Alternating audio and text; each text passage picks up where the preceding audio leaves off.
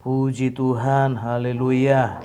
Kita bersyukur pagi hari ini kita kembali sama-sama menikmati berkat Tuhan yang luar biasa dalam hidup kita. Dan sebelum kita melakukan segala aktivitas kita di sepanjang hari ini, mari Bapak Ibu sama-sama kita merenungkan firman Tuhan. Biarlah firman Tuhan menjadi kekuatan dan rema bagi kehidupan kita. Amin. Sama-sama kita buka Alkitab kita di dalam Ulangan pasal yang ke-31 ayat ke-8.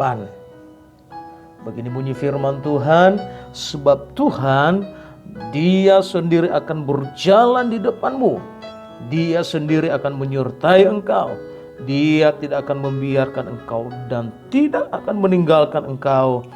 Janganlah takut dan janganlah patah hati. Amin.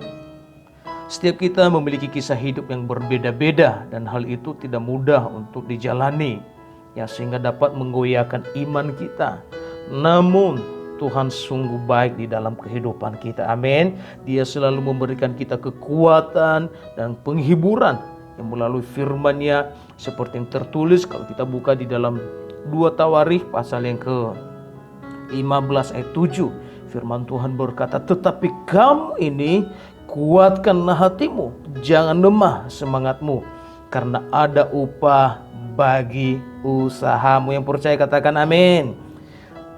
Ya, ada upah dalam usaha kita. Jadi meskipun kita sudah mengetahui bahwa Tuhan senantiasa mendampingi kita di kala suka dan duka, tetapi saja sebagai manusia seringkali kita khawatir atau melupakannya dan tidak peka terhadap suaranya. Maka dari itu kita perlu memiliki sikap yang benar dalam menghadapi setiap persoalan kita. Ya, sebagai umat Kristen, bagaimana sikap kita di dalam menghadapi setiap persoalan dalam hidup kita? Yang pertama, sikap kita adalah jangan putus asa. Amin. Ketika masalah datang dan kesulitan kita hadapi, seringkali kita menjadi putus asa. Tapi sesungguhnya sikap tersebut tidak benar. Karena dengan sikap putus asa tidak dapat menyelesaikan masalah, ya. Tetapi kalau kita bersyukur kepada Tuhan, maka Tuhan akan memberikan kekuatan yang baru di dalam kehidupan kita. Masalah boleh kita hadapi, tetapi ingat bahwa Tuhan tidak pernah membiarkan pencobaan melampaui daripada kekuatan kita. Tangan Tuhan sendiri yang menjadi kekuatan kita. Amin. Sebabnya jangan pernah putus asa, Bapak Ibu. Yang kedua, apa yang harus kita lakukan miliki dalam kehidupan kita? Semakin mendekatkan diri dengan Tuhan. Amin.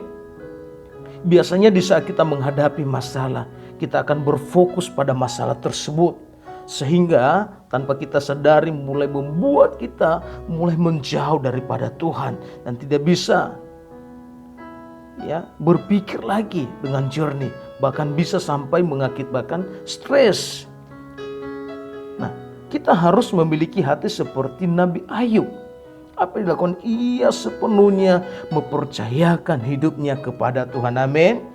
Kalau kita mendengarkan firman Tuhan, apa yang disampaikan oleh Bapak Gembala kemarin, bahwa di tengah-tengah keadaan, ya, dia mengalami tekanan di dalam hidupnya, bahkan dia mengalami sakit penyakit, tetapi dia tetap mengucap syukur kepada Tuhan. Amin. Dia tetap percaya bahwa Tuhan sanggup memulihkan keadaannya, dan dia tidak pernah menjauhkan diri daripada Tuhan. Dia tetap berseru kepada Tuhan. Nah, sehingga pada akhirnya Tuhan mengembalikan hidupnya dan memberikan Nabi Ayub berkat yang luar biasa. Amin. Kalau kita mau menikmati berkat yang luar biasa dalam kehidupan kita, di tengah-tengah persoalan, semakin dekatkan dirimu dengan Tuhan. Amin.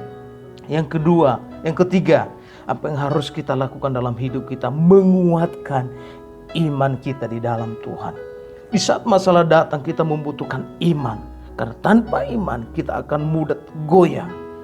Dan dengan iman kita bisa memiliki keyakinan di hati bahwa Tuhan akan selalu memberikan jalan keluar bagi orang yang mengasihi Dia. Amin. Karena melalui berkat dan hikmat Tuhan kita dapat mengambil tindakan yang terbaik untuk menyelesaikan masalah di dalam kehidupan kita.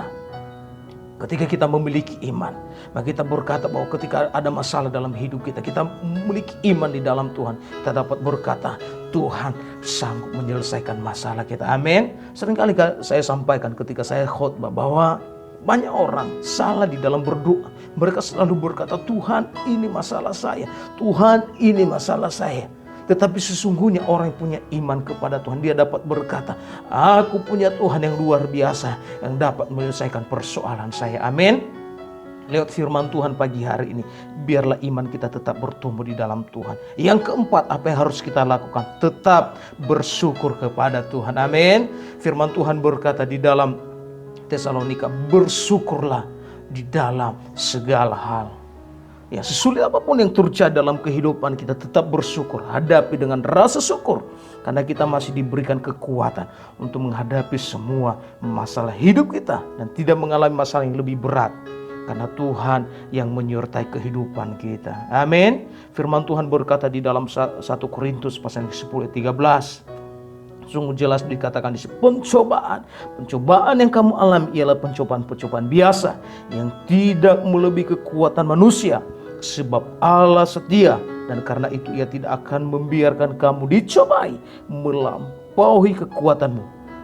Pada waktu kamu dicobai, Ia akan memberikan jalan keluar. Amin. Sehingga kamu dapat menanggungnya.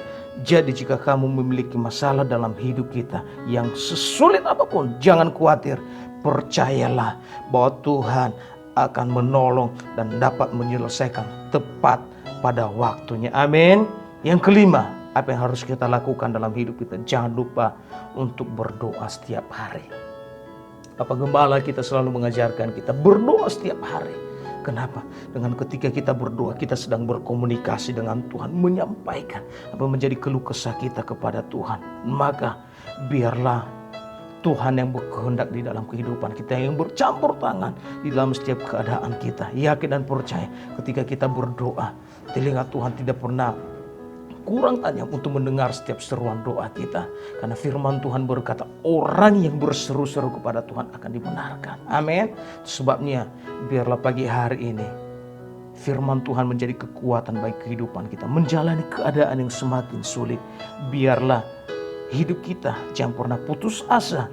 Yang kedua, semakin mendekatkan diri dengan Tuhan. Yang ketiga, biarlah iman kita semakin dikuatkan.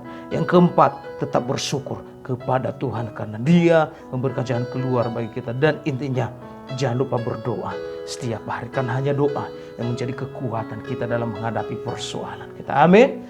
Puji nama Tuhan. Tuhan Yesus memberkati kita. Kita tundukkan kepala, kita berdoa. Kami bersyukur buat kebenaran firman Tuhan pagi hari ini.